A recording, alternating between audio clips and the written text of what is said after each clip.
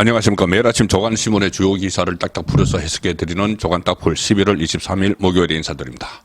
그제 밤에 북한이 군사 정찰 위성을 또 쐈습니다.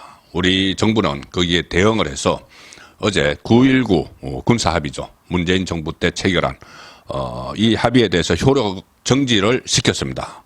완전히 이 효력을, 그러니까 9.19 군사합의를 폐기한 것은 아니고 일단 효력을 정지를 시켰습니다.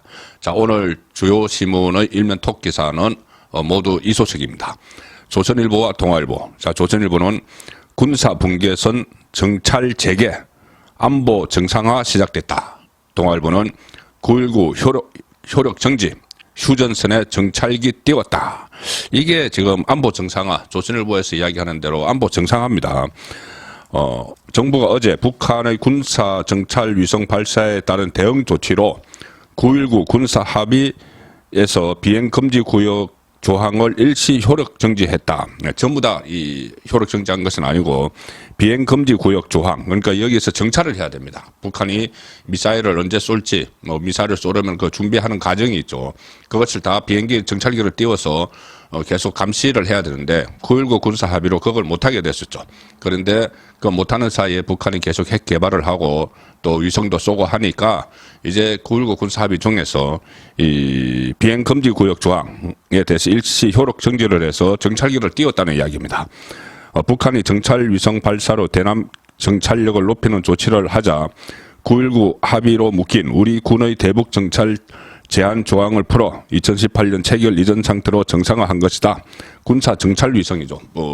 북한이 쏜 것이. 그러니 우리도 그 맞대응해서 같이 정찰기를 띄우는 그런 조치를 취한 겁니다. 이것이 정상화죠. 일부에서는 이렇게 되면은 이 북한을 건드려서 자극해서 뭔가 무력 도발을 하는 것 아니냐, 그렇게 우려하는 그 목소리도 있습니다. 실제로 뭐 그럴 수도 있지만 보다 큰 틀에서 보면 이렇게 힘의 우위를 분명히 해야지 오히려 도발을 하지 못하는 그런 상황이 된다는 것은 휴전 이후 여러 가지 그 남북 간에 있었던 일에서 그 확인이 됩니다. 그래서 이것은 정상화, 이 표현이 맞는 것 같습니다. 자, 국내 정치 소식입니다. 자, 조선일보 정치면 먼저 보시겠습니다.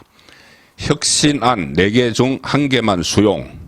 실패한 1인 쇼 되나? 1인 쇼는 인요한 혁신위원장을 이야기하는 것이죠. 혁신위원장 중에서 이렇게 강폭 행보를 하는 혁신위원장도 저는 처음 봤습니다. 국민의힘 혁신이 한 달이 됐는데 그 성과를 조선일보가 점검을 한 것이죠. 혁신안이 현재 4개가 나왔는데 4개 중에서 1개만 수용이 됐다. 근데 이 1개도 수용이 됐다고 표현을 하는 것이 맞는지 모르겠습니다. 일단 혁신안 1호 이준석, 홍준표, 징계 철회, 2호 친윤, 중진, 지도부, 험진 출마, 권고, 3호 비례대표 당선권의 청년 50% 할당, 4호 대통령실 참모 등 전략공천 배제. 자, 이렇게 됐는데 조선일보는 1호 이준석 전 대표, 홍준표 대구시장 등 징계 철회는 이 당 지도부에서 수용을 했다. 이렇게 이야기를 했습니다. 뭐 수용한 거 맞죠. 김기현 지도부에서 이것을 의결을 해서 징계를 풀어줬죠. 이준석에 대해서 또 홍준표에 대해서. 그런데 사실상 이준석, 홍준표 다 반발을 합니다. 특히 이준석은 본인에 대해서 징계를 풀어주면은 국민의힘 소속으로 또 다음 총선에 나가야 되는데 그러면은 본인이 3번이나 패배한 그 지역에 다시 가야 되죠. 노원병. 근데 얼마 전에 제가 말씀드렸다시피 노원병에서 이준석의 지지율은 민주당 후보인 민주당 후보로 나설 김성한 의원에 비해서 거의 절반 수준입니다. 그 여론조사 결과가 나왔죠. PNR. 그래서 본인은 가지 않고 뭐 신당을 만드느니 어쩌느니 이렇게 하고 있기 때문에 이것도 뭐 당 지도부로는 수용을 했지만 실패한 거다. 그렇게 볼 수가 있습니다. 전략공천 배제 등 4개 혁신안 중에서 이준석 전 대표 징계 철회만 의결을 했다. 친윤, 중진 의원 험지 출마 묵살.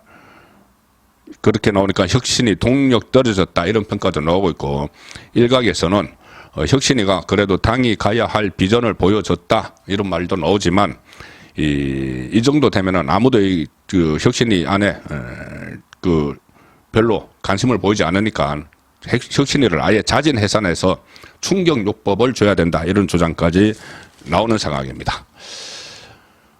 자, 인요한 그 공식 혁신안에는 없는 이야기지만은 사견으로 그 인요한이 기자들에게 사담 형식으로 한 이야기가 하나 있었죠. 낙동강 하류 세력은 뒷전으로 물러나야 된다. 자, 그래서 제가 이게 얼마나 좀 그 엉터리인지를 한번 말씀드린 적이 있습니다. 전체 국민의힘 국회의원 111명인데 그 중에서 지역구가 89명이고 그런데 이 영남권이 그 중에서 거의 뭐 65%를 차지하는 그런 상황인데 그 비영남권이 33명뿐이 안 되는 그런 상황인데 어떻게 그 세력을 다 뒷전으로 물러나라고 하느냐 그런 말씀을 드린 적이 있습니다. 자, 그래서 이 낙동강 하류 세력 뒷전으로 물러나라 이것이 영남권의 공천 물갈이를 의미하는 것인지 아니면은 아예 영남 출신들은 지금 새로 물갈이돼서 초선이 되는 영남 출신도 뒤로 다 물러서라. 수도권 중심으로 가야 된다. 이 이야기인지조차도 좀 불분명한 그런 상황인데, 그래서 이 공천 물갈이, 이 공천 물갈이로도 좀 해석이 되고 있는데, 실제로 영남권, 인요한 표현에 의하면 낙동강 하류 세력의 이 공천 물갈이가 현실화되고 있는 상황입니다. 자, 동아일보 6면 정치면 기사입니다. 당무감사 하위권에 TK, PK 의원이 몰려있다. 공천 물갈이 신호타. 실제로 공천 심사에 반영될 등급 평가를 당무감사를 하고 있는데 이 다음 주에 최고위원회에 이것이 보고가 됩니다. 자, 그런데 영남권 의원들이 주로 하위권에 머물러 있다. 그래서 영남 의원들은 깜깜이 평가를 하고 있다. 이렇게 반발을 하고 있고, 총선 기획단에서는 현역 20% 이상 컷오프한다. 낙하산 불가능한 공천 기준을 의결을 하겠다. 뭐 이렇게 이야기를 하고 있는데, 자, 낙동강 하류 세력이 공포에 떨게 되는 그런 상황입니다. 국민의힘 PK 의원, 중진 의원은 이렇게 이야기합니다. 당이 내년 총선에서 영남 물갈이를 하려고 작업을 시작했다. 그 다음에 TK 의원은 영남권 의원이 전투력이 약하다는 주관적 평가로 당무감사를 진행했다. 인위적으로 물갈이를 하고 있다는 이야기죠. 국민의힘 당무감사위원회가 내년 총선 공천평가로 직결될 당무감사, 이 등급평가를 어제 1차적으로 마무리를 했다고 합니다. 그런데 이 결과가 이제 밖으로 새어나오고 있죠. 그러니까 영남권 의원들이 술렁이고 있다. 당무감사 결과 하위 등급의 TK, PK 의원들이 상당수 몰렸다. 이 소식이 암암리에 알려지면서 공천 물갈이가 현실화했다. 이런 분위기입니다. 인요한 혁신위원회가 앞서 영남 지역 의원들의 희생을 좀 권고를 한 데다가 총선 기획단이 22일 혁신위가 제안한 현역 의원 하위 20% 공천 원천 배제 원칙을 넘어서는 엄격한 현역 국회의원 평가 방안을 의결했다. 이렇게 밝히면서 위기감도 동시에 고조가 되고 있는 상황입니다. 그러니까 이 당무감사위원회가 평가를 한 것이 있고, 거기서 이제 영남권 의원들이 다 합의를 받았고, 거기다가 총선기획단에서 현역 20% 이상 컷오프하겠다. 하니까 이게 맞물려서 주로 영남권이 컷오프되는 이런 상황으로 몰리고 있는 것이죠. 다음 주 최고위원회의에 보고될 당무감사 결과가 영남권 인적 쇄신의 신호탄이 될 것이다. 이런 해석이 나오고 있습니다. 이 하위 등급 윤곽이 나온 1차 결과에 당 주류 인사, 영남의 당 주류들이 많이 있죠. 이 가령 당직을 맡고 있는 사람들, 이런 사람들인데, 이런 사람들은 또 당무 감사를 하면은 이 성적이 낮게 나올 수밖에 없습니다. 주로 중앙에서 많이 활동을 하기 때문에 그 지역에는 신경을 쓰지 못하는, 신경을 덜 쓰는, 자, 그런 게 현실이기 때문에 이게 또 딜레마이기도 한 상황도 있습니다. 당주로 인사도 있고 또 영남 초재선 의원들의 이름도 올라 있다. 이 전원이 나오니까 영남 의원들은 바짝 긴장하고 있다. 국민의힘 관계자는 최하위로 지목됐다고 생각한 영남 의원 일부는 이 사람들은 컷오프가 되겠죠.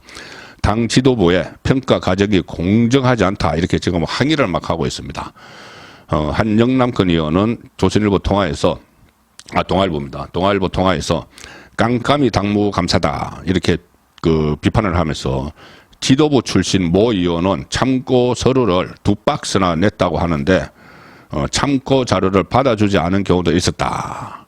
지도부 사람은 자기 내 성적 평가를 해달라고 하면서 자기 업적을 막 2박스나 막 갖다 냈는데 초선, 재선 이런 힘없는 의원들은 이 참고 자료를 내려고 해도 당무감사위원회에서 그건 낼 필요 없다 이렇게 이야기를 했다는 주장입니다. 또 다른 TK 의원은 당무감사위원들이 자기들 견해만 갖고 평가하는 경향이 있다. 그리고 여권 1강에서는 자 이렇게 되면 이제 탈락하는 의원들이 있죠. 컷오프에서 아예 경선도 못 가고 탈락하는 현역 의원들이 있는데 그 현역 의원들은 이 총선에 여기저기서 막 부릅니다. 이게 일종의 이삭죽기라고 하죠. 이삭죽기. 이 추수를 하다가 떨어진 그 이삭을 주워가는. 자, 이준석이 이삭죽기에 났을 것이라는 분석이 나온다는 거죠. 여권 일각에서는 이준석 전 대표 측이 하위 평가자들을 대상으로 신당 참여에 손을 내밀 수 있다는 전망도 나온다. 이준석이 국민의힘 공천 배제된 영남 현역 의원들을 다음 총선에서 신당 주자들로 내세워서 국민의힘의 텃밭 영향력을 축소시키려 한다는 해석이다. 충분히 가능한 이야기죠. 지금 오갈 곳 없는 이준석에게는 이 국민의힘에서 컷오프돼서 당 지도부 그리고 윤석열 정부에 대해서 막 반감을 갖기 시작을 하는 그 사람들을 모아서 이삭정당을 만들려고 한다는 이야기입니다. 민주당 이야기로 좀 돌아가 보겠습니다. 설치는 암컷 이렇게 망발을 한 최강욱 저질 수컷 최강욱 얘기입니다. 중앙일보 6면 기사입니다. 이 민주당 여성표 이탈에 놀랐나 최강욱 6개월 당원권 정지 마치 어물쩍 그냥 넘어가려고 하다가 이렇게 되면은 이 여성표가 전부 달아난다. 유권자의 절반인 이런 막 그 지적이 나오니까는 서둘러서 어제 무슨 뭐 최고위원회에서 긴급 비상징계를 했다고 하는데 6개월 당원권 정지 이게 무슨 의미가 있습니까? 최강욱은 어차피 의원직이 박탈되고 피선거권도 없어졌기 때문에 다음 총선에 어차피 못 나오는데 이걸 뭐 당원권 정지한다고 아무 의미가 없는 이야기죠. 최강욱은 지난 19일에 김건희 여사를 겨냥해서 소설 동물농장에도 보면 암컷들이 나와서 설치고 이러는 건 잘 없다. 이제 윤석열 정부는 그것을 능가하는데 뭐 어쩌고 하면서 여성 비하 발언을 했죠. 어제 비공개 최고위원회에서 이재명이 이런 이야기를 했다고 합니다. 이재명이 최강욱 발언을 두고 섬뜩하다. 뭐 격분했다고 하는데 이재명의 말입니다. 의원은 물론이고 당직자들도 기강이 해이해져 있다. 이번 일을 계기로 당 기강을 바로잡아야 한다. 그 이야기했다는데 형수에게 쌍욕을 한 그 내용을 들으면 들을수록 섬뜩합니다. 어떻게 이런 욕을 할 수 있을까? 그것도 형수에게. 자, 그렇게 한 사람이 이 최강욱의 발언에 대해서 섬뜩하다. 격분했다. 당 기강을 바로잡아야 한다. 지금 민주당 기강은 흐트러졌는데 딱 하나 기강이 세워져 있는 게 있죠. 이재명 보호를 위해서 탄핵 이야기도 윤석열 대통령 탄핵 이야기도 하고 검사 탄핵도 하고 그 기강은 확실하게 지금 잡혀 있는 상황이죠. 자기 방탄해 주느라고 다른 당 기강은 다 무너졌는데 이재명이 당 기강을 바로 잡아야 한다 이렇게 이야기를 하는 겁니다. 자, 오늘 마지막으로 소개해 드릴 기사는 아시아투데이 기사입니다. 제가 매주 목요일 날 아시아투데이 TV에 라이브 방송을 하죠. 오늘 오후 2시 라이브 방송인데 많은 응원 부탁드립니다. 2시부터 1시간 반 동안 아투TV에서 송국근의 현장 정치 라이브 방송을 합니다. 그래서 제가 마지막 기사로 아시아투데이 기사를 소개를 드리는 겁니다. 최강욱 암컷 발언 논란에 민주당 의원들 한밤중 채팅방에서 폭풍 설전을 벌였다. 그러니까는 한밤중 어젯밤이 아니고 그제밤이죠. 그제밤에 폭풍 설전을 벌였다. 이원욱, 민형배, 오영환, 전재수, 박용진, 박찬대가 잇따라 발언을 했는데 이 최강욱의 암컷 발언을 두고 단체 채팅방에서 밤늦게까지 설전. 민형배가 그 자리를 마련한 사람이죠. 그 뭐 출판 기념회를 한다고 최강욱 불러가지고 민형배는 이 이원욱 비명 이원욱 의원이 이렇게 이야기합니다. 우리 당이 어찌 이리 망가졌냐 이렇게 비판을 하니까 민형배가 나는 거기 동의할 수 없다 이렇게 맞받아쳤고 이원욱이 우리 당이 어찌 이리 망가졌냐 이렇게 비판하는 글에서 조선일보 기사를 링크를 했습니다. 조선일보가 민주당을 비판하는 기사. 그 기사에 대해서 민형배는 망가졌다고 조선일보가 민주당 기준이냐 이렇게 또 따졌습니다. 그러니까 전재수 의원이 그럼 계속 설치는 암컷이라고 하고 다닐 거냐, 정치인이냐 유튜버냐. 최강욱에게 자 유튜버 뭐 좌파 유튜버 가짜뉴스 퍼뜨리는 그 유튜버를 이야기를 하겠죠. 자 이 민주당 의원들의 채팅방 공방은 새벽 늦게까지 이어졌는데 여성 의원들은 아예 글을 올리지 않았다.